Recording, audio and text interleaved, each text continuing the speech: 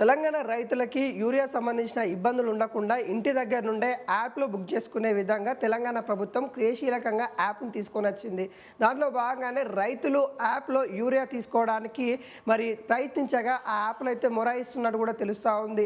యాప్ను క్రియాశీలకంగా మరి కాంగ్రెస్ ప్రభుత్వం అధికారంలోకి వచ్చిన తర్వాత మరి యూరియా కోసము క్యూ లైన్లో రైతులు నిలబడి ఇబ్బంది పడుతూ ఉన్నారు. వానలు వచ్చినా ఎండకైనా చాలా ఇబ్బంది పడుతూ ఉన్నారు. కాబట్టి యూరియా సంబంధించిన ఏవైతే ఉన్నాయో వాటిని యాప్ ద్వారానే మరి విక్రయించాలన్నట్టుగా ప్రభుత్వం నిర్ణయించింది. దాంట్లో భాగంగానే యూరియా సంబంధించిన ఫర్టిలైజర్ సంబంధించిన యాప్ని తీసుకొని రావడం అయితే జరిగింది. విత్తనాలు కావచ్చు, యూరియా కావచ్చు, ఏవైనా రైతులకు సంబంధించిన కొనుగోలు ఏవైతే ఉన్నాయో యాప్ ద్వారా తీసుకోవచ్చు అని కూడా ప్రభుత్వం చెప్తా ఉంది. దానిలో సీఎం రేవంత్ రెడ్డి కూడా ఏదైతే విత్తనాల స్వీకరణ నుండి మరియు ధాన్యం కొనుగోలు వరకు నిన్న సమీక్ష చేసినట్టు కూడా తెలుస్తూ ఉంది.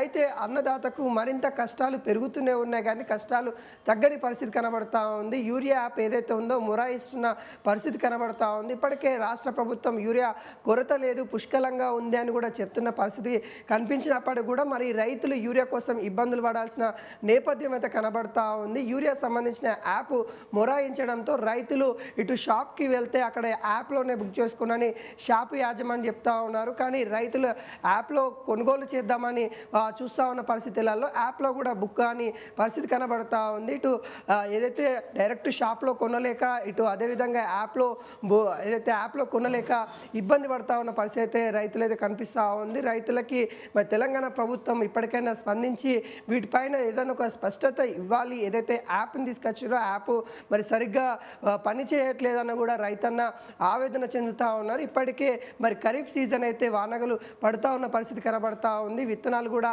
మరి చల్లే నేపథ్యం కనిపిస్తూ ఉంది. ఈ సమయంలో మరి వాటికి సంబంధించిన ఫర్టిలైజర్ ఏవైతే ఉన్నాయో కొనుగోలు రైతులైతే అందరూ కూడా చేస్తారు.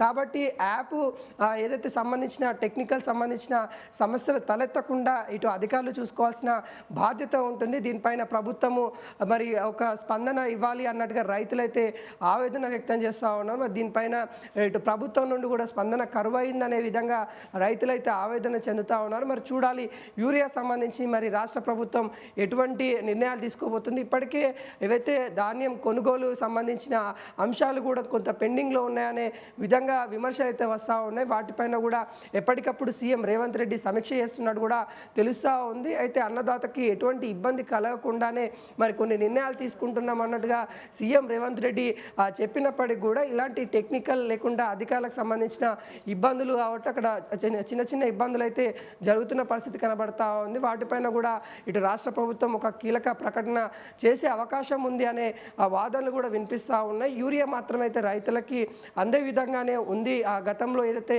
యూరియా కొరత ఉందో అలా కాకుండా ఇప్పుడు పుష్కలంగా ఉంది అన్నట్టుగా నిన్న మంత్రి కూడా చెప్పిన పరిస్థితి కనబడతా ఉంది. మరి ఈ ఏవైతే టెక్నికల్ సంబంధించిన సమస్యలు 2-3 రోజులలో తొలగే అవకాశాలు ఉన్నాయన్నట్టుగా ఇటు రాష్ట్ర ప్రభుత్వ అధికారులు కూడా చెప్తా ఉంది. మరి చూడాలి మరి ఆ టెక్నికల్ సంబంధించిన సమస్యలు మరి రాష్ట్ర ప్రభుత్వం పట్టించుకుంటుందా లేకుంటే రైతుల ఆవేదన మరింత పెరిగే అవకాశాలు ఉన్నాయి. కాబట్టి మరి ప్రభుత్వం కీలక నిర్ణయం తీసుకోవాల్సిన అవసరం ఉందనేదిగా తెలుస్తూ ఉంది.